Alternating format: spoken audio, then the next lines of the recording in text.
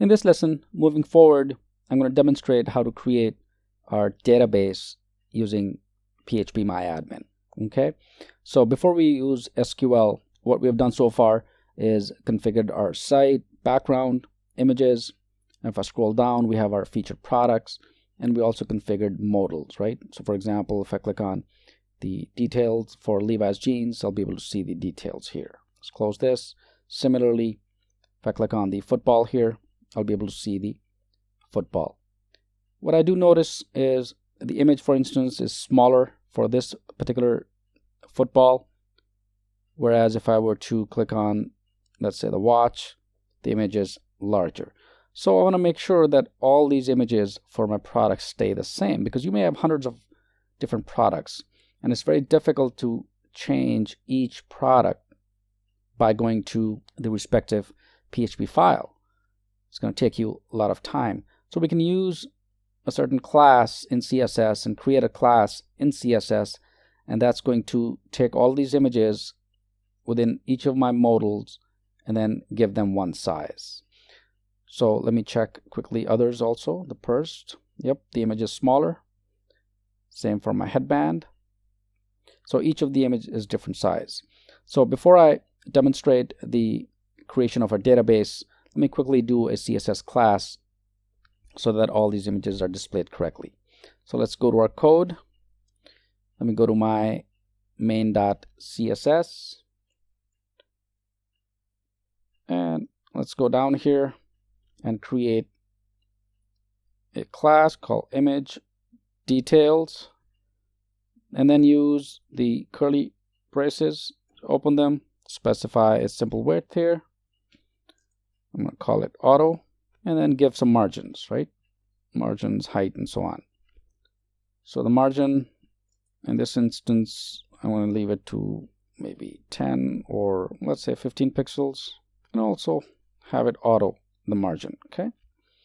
And then give it a height for these images, or for the space, for about 200 pixels. Great. So this image.details class that I created in CSS, obviously, let me save this first, and let's go to my code. And if I navigate to any of these, football.php for instance, and find my image source, which is right here, notice it says the class equals details and the image dash responsive. Okay, so I want to make sure that I bring the same image source and refer this to my CSS. And each, for example, the headband, the hoodie, and other products, they have the same line of code for my image source. The only difference is obviously the image and then the alt text, but the class is the same. So no matter which product you take a look at.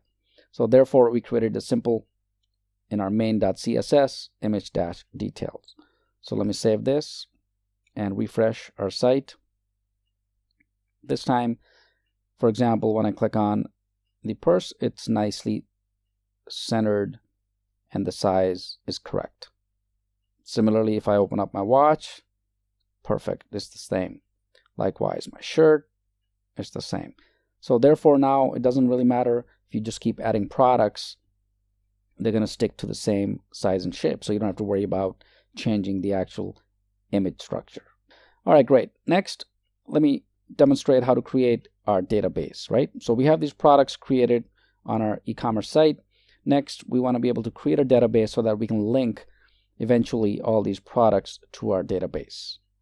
So in order to access our database, let's go to my PHPmyadmin, hit enter, and this will take you to the PHPmyadmin area where you can create your own databases. Okay, so on the left navigation, all you have to do is just simply click on new, and this brings up the create database field. You can give it a name. For example, I'm going to call it Redstone Shop, because you can have multiple databases, right? You can have a database for serving a different purpose. For example, in this instance, we're going to call it Redstone Shop. And then the next option is the collation. This is where you can specify the UTF details, for example, the Unicode details for this particular database.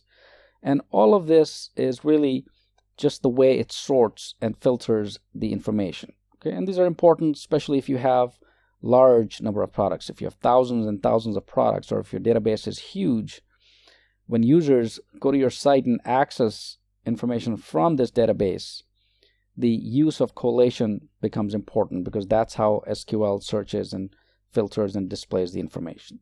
So you can look this up on the net. There are several of them, but the most powerful one is the SQL one that it uses, for example, the UTF-8 standards. So right here, it's the UTF-8. And within this, the CI is the case insensitive Unicode that we're going to use, okay, as the collation. So that's all you have to do, is just give it a name, specify the collation, and then click create. And this will create the database called Redstone Shop. So if I click on this database, obviously there are no tables, nothing yet. So in this lesson, I quickly wanted to demonstrate first how to make sure that our sizes of our images within the modals are the same, and secondly, how to create our database using PHPmyadmin. So practice, and let's move to our next lesson.